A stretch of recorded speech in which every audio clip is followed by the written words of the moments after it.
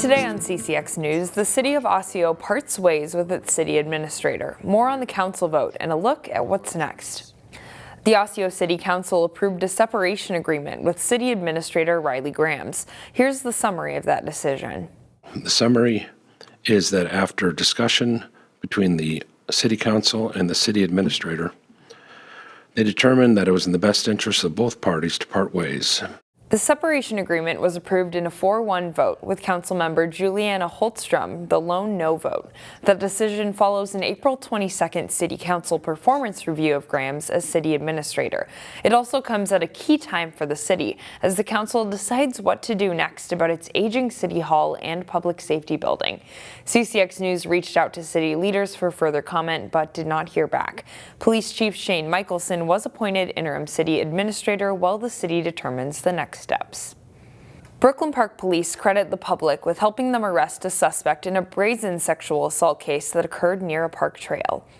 The sexual assault occurred last Wednesday afternoon along a trail next to Shingle Creek between Unity and Regent Avenues.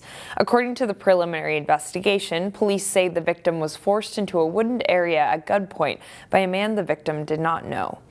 Police released photos of the suspect and credit the public with helping them make an arrest. The 21-year-old suspect is currently in custody, held on pending criminal sexual conduct charges. With election season rapidly approaching, candidates for a vacant Robbinsdale City Council seat laid out their platforms at a forum. The candidates are vying for the Ward 2 seat previously held by Sheila Webb. She resigned last October. The League of Women Voters hosted the forum, and 3 of the 5 candidates participated. Each offered a different vision for where the city needs to invest in its infrastructure.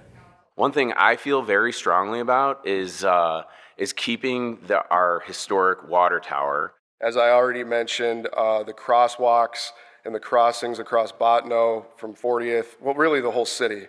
Any crossing across Bottineau should be completely redone. I think certainly we have to consider some of the dated retail establishments. I think a big thing for the next council to take on really is the redevelopment, for example, of the strip malls. The primary for the special election is May 14th, and the special election is scheduled for August 13th.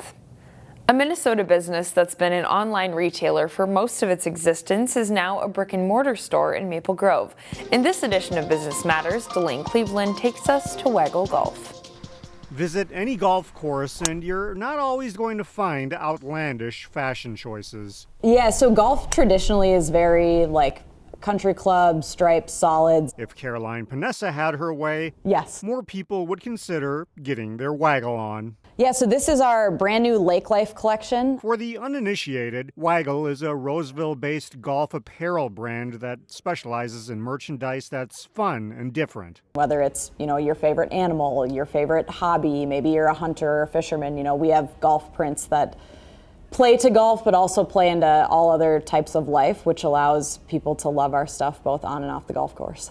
Waggle was an online-only retailer when it was first launched, but as interest grew, they decided to open 2 brick-and-mortar stores this year, one in Dallas and the other at Maple Grove's shops at Arbor Lakes. We had the grand opening celebration a couple weeks ago, and I kid you not, a line around the block. It was unbelievable to see. Panessa says their best-selling merchandise is basically anything with a rooster printed on it. For whatever reason, some people think it's funny to say oh, I'm feeling cocky on the golf course, and then you have other people that are just oh my God, I love chickens. I love roosters. I grew up on a farm. Their goal is to have designs that everyone can enjoy. From dinosaurs to birds to goats covered in tiger stripes. Kind of inspired by Tiger Woods, a tiger print that's in a goat outline, so playing to Tiger's the goat when it comes to golf. And in the hat section, there's an item that fans of the movie Happy Gilmore would appreciate. Hats are huge for us, so our hats are probably the most nationally recognized piece that we make. So if you're looking to spice up your golf wardrobe, come and get your Waggle on. Being able to offer that has been really fun. In Maple Grove, Delane Cleveland, CCX News.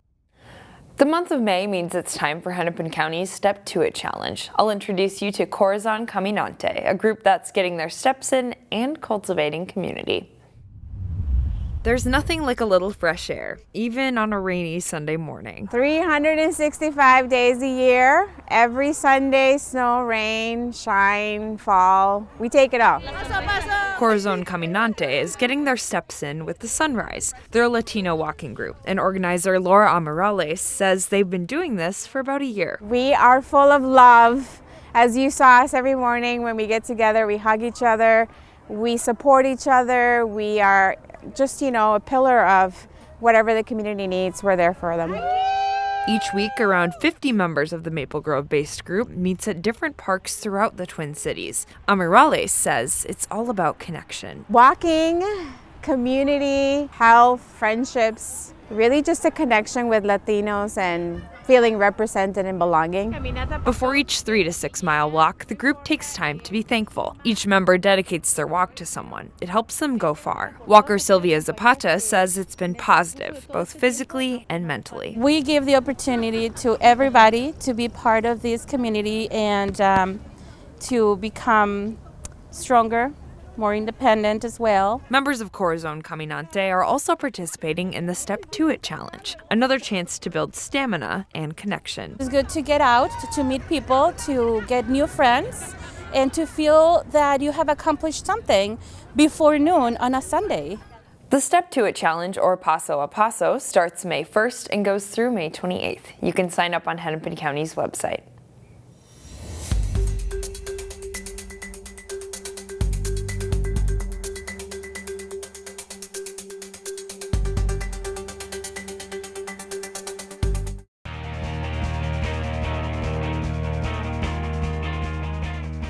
One of the area's best football players announced his college choice recently. Jay Wilcox has the story. It's a decision that just feels right for Emmanuel Carmo. The junior linebacker and running back tight end for Cooper says he'll play for the Gophers. I feel like every time I went there, it was just like everybody's uncle to me, and I feel like the whole coaching staff knew me. I love Coach Debo, love Coach Fleck. Yeah, I definitely wanted to get out of the way early. Like Coach Howard told me, like if you're visiting 20 houses and one of the houses felt like home right away, are you going to visit the other 19 houses? Carmo was a dominant force for the Hawks last fall, earning district defensive MVP honors, scoring 2 defensive TDs along with 6 rushing touchdowns and 3 receiving TDs on offense. He's getting bigger and better now.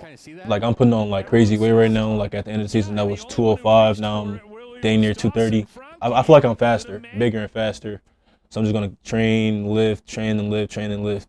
Emmanuel recently learned that his former Cooper teammate Jackson Howard is transferring from LSU to Minnesota, so they'll be reunited. Yeah, very excited. I feel like when I get to Minnesota, there's not many people I'll know. And with Jackson coming here, I feel like I have that mentor, that big brother. Carmo is considered by some as the top Minnesota player in the class of 2025 and had offers from some very high-level programs. But he's comfortable with his choice of the U of M. People that are fans of Minnesota are very excited that I stayed home, but people around the school, teachers, they ask me you had all these big offers and you could have went anywhere, but you chose to stay home. Why? And I'm just it's my decision. So I like it. My mom love it. Parents love it. Family love it. So just let me do me. Jay Wilcox, CCX Sports. The 2-day preview boys golf tournament wrapped up Saturday at Edinburgh, USA in Brooklyn Park. This year's 18-team event featured a handful of local teams. Maple Grove, one of the local schools playing in the preview. The Crimson finished in a tie for 3rd place. Ryan Stendahl, seen here putting on hole 11 in Friday's first round, shoots his team's low score. Rounds of 73 and 74, he finishes in a tie for 7th place. Cucino Grace's Charlie Givens tied for 21st place in the tournament. His teammate Colin Ramos finished 14th. The Eagles as a team 5th. Benilde St. Margaret's placed 6th overall. Braden Polcanio gets this very long putt on hole 6, close to where he can tap in for par. He finishes the tournament in 11th place. Chase Birdwell and Spring Lake Park win the preview by 7 shots over runner-up Cretin-Derham Hall, with 3 players on Saturday shooting in the 60s, including Birdwell's round of 66. He plays second in the field to Cretan's Joe Hanza. Next spring, boys volleyball will become an official high school league sanctioned sport. As Jay Wilcox reports, the sport is already thriving in the area. It's game night for Cooper boys volleyball. Considered an emerging sport this spring, it's full go for boys volleyball as a state high school league sanctioned sport starting in the spring of 2025.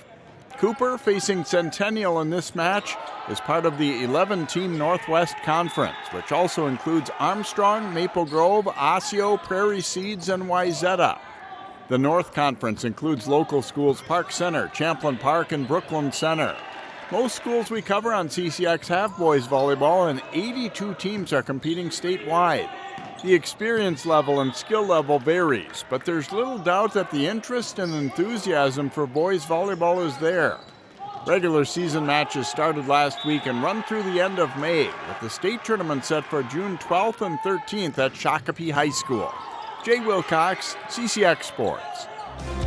Find more prep sports games and highlights at ccxmedia.org and follow us on social media.